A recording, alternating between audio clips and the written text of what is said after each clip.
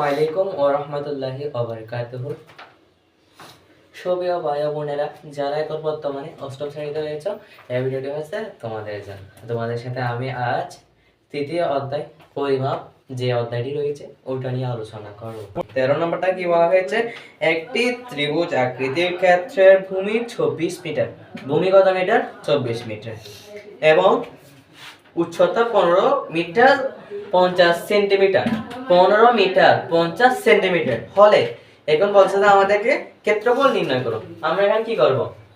যেহেতু আমাদের কি বলছে ক্ষেত্রফল নির্ণয় করতে বলছে, এখন আমাদের একটা সূত্র জানতে হবে। আগে যে আমরা ক্ষেত্রফল করছিলাম এতক্ষণ, ওই ক্ষেত্রফল সূত্র ছিল কি? দৈর্ঘ্য ইনটু প্রস্থ। এখন আমরা করতেছি হচ্ছে কি ত্রিভুজ। ত্রিভুজের ক্ষেত্রফল কি? আমাদের হচ্ছে হাফ ইনটু ভূমি ইনটু উচ্চতা। হাফ ইনটু ভূমি ইনটু উচ্চতা। মুখস্থ? ক্লিয়ার? তাহলে আমরা অঙ্কে যে অঙ্ক আমাদের কি প্রথমে আমরা লিখবো দেওয়া আছে। প্রথমে লিখবো এটা হচ্ছে 13 নম্বর। দেওয়া আছে, কি দেওয়া আছে? দেওয়া আছে। তাহলে কি দেওয়া আছে? আমাদের দেওয়া আছে হচ্ছে ত্রিভুজের ক্ষেত্রফলের ভূমি। ত্রিভুজ আকৃতির আমাদের বইয়ে কি আছে? ত্রিভুজ আকৃতির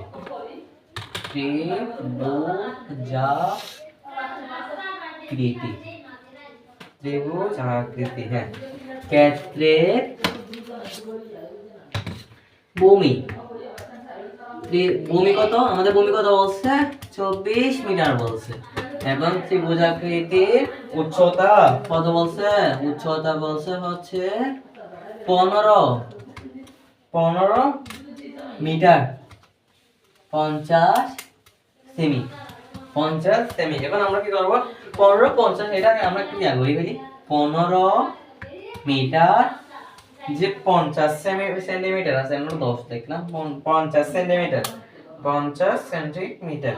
তাহলে এটাকে আমরা 100 দিয়ে ভাগ করি, কারণ 101 মিটার সমান 100 সেন্টিমিটার।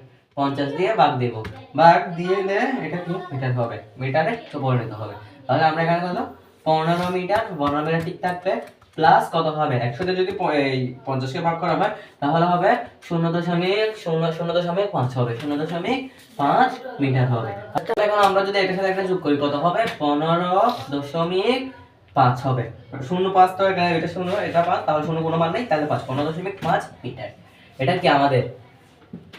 এবার আমাদের এটা হচ্ছে এই উচ্চতা, ভূমি উচ্চতা। আমরা যদি ভূমি উচ্চতা পাই, এখন আমরা কোন লিখব কি? ত্রিভুজ আকৃতির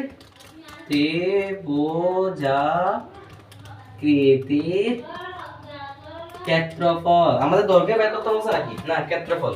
ক্ষেত্রের ক্ষেত্রফল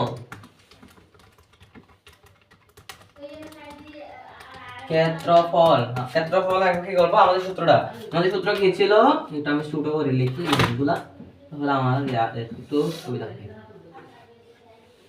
কত হবে আমাদের? ওকে কি হাফ ইনটু ভূমি ইনটু উচ্চতা। হাফ ইনটু ভূমি ইনটু তখন হাফ। হাফ মানে কি? হাফ প্রথমে হাফটা টিকলা কি আমরা মান বসাই ইনটু ভূমি কত আমাদের? 24 আর উচ্চতা কত? 15.5। এখন হাফটি কাটাকাটি করে 12 দুগুণ 24, 12 দুগুণ 12 দুগুণ 24, 12 দুগুণ কত? 24। তাহলে এটা কাটাকাটি গেল। এখন আর আছে কত? এটা আর এটা এখন গুণ করে দিলে আমাদের উত্তর কত হবে? 12 ইনটু 15.5, তাহলে কত?